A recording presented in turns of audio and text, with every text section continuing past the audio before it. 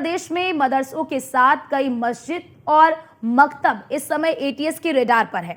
ATS बिना मान्यता वाले मदरसों के बाद 118 मकतब के आय के स्रोतों की जांच में जुट गई है। इस संबंध में एटीएस को खुफिया इनपुट्स मिले थे। एटीएस को क्या खुफिया इनपुट्स मिले हैं, इस रिपोर्ट में देखिए।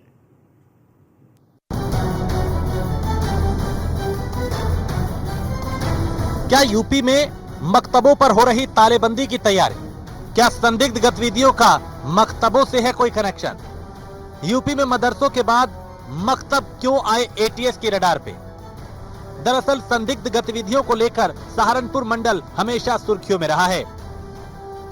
देश में कहीं भी आतंकी गतिविधियां हो, लेकिन ज्यादातर मामलों में तार देवबंद से जुड़ते हैं। एनआईए और एटीएस कई बार यहां छापेमारी कर संदिग्धों को गिरफ्तार कर चुकी है।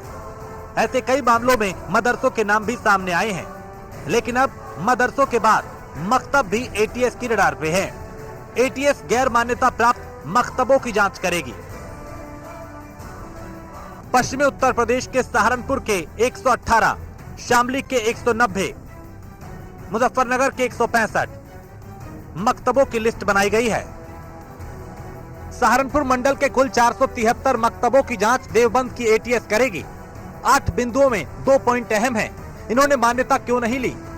इन केंद्रों को चलाने के लिए धन कहां से मिल रहा है?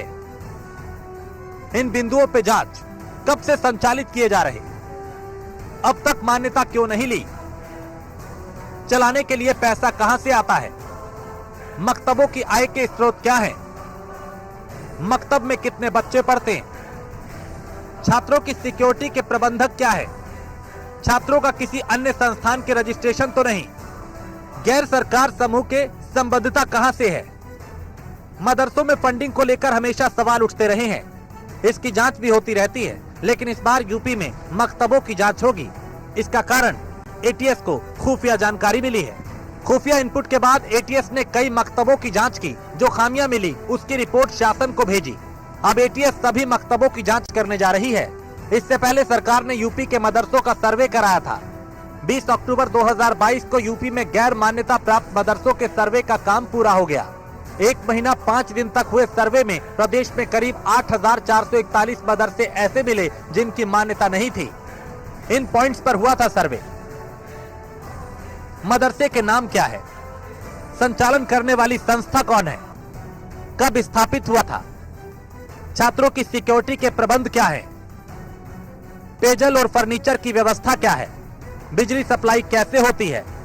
मदरसे में टॉयलेट कितने हैं? मदरसे में स्टूडेंट की संख्या कितनी है? टीचर्स की संख्या और सिलेबस क्या है? मदरसे की आय का स्रोत क्या है? कितनी अन्य संस्था में रजिस्ट्रेशन है? गैर सरकारी समूह की संबद्धता कहां से है? यूपी में 15,613 मान्यता प्राप्त मदरसे हैं। उत्तर प्रदेश मदरसा बोर्ड ने 2017 से मान्यता देना बंद कर दिया है। सर्वे के दौरान कई मदरसा संचालकों ने अफसरों को मान्यता नहीं होने की यही वजह बताई है। मदरसा प्रबंधकों का कहना था कि सभी दस्तावेज देने के बाद भी मान्यता नहीं मिली है। ऐसे में वो दीनी तालीम देने के लिए मदरसा संचालित कर रहे हैं। सरकार के मुताबिक प्रदेश में फिलहाल 15,613 मान्यता प्राप्त मदरसे हैं। विश्वविख्यात दारुल उलूम मदरसे से देश भर के 4,500 मदरसे जुड़े हुए हैं। इनमें से 2,100 मदरसे तो यूपी में ही हैं। जिला अल्पसंख्यक कल्याण अधिकारी भारत लाल गोंड बताते हैं, दारुल उलूम बिना मान्यता के संचालित हो रहा है। सबसे अहम यह है कि इन सभी गैर मान्यता प्राप्त मदरसों ने अपना सोर्स ऑफ इनकम ज़कात बताया है। Bureau report, news one India.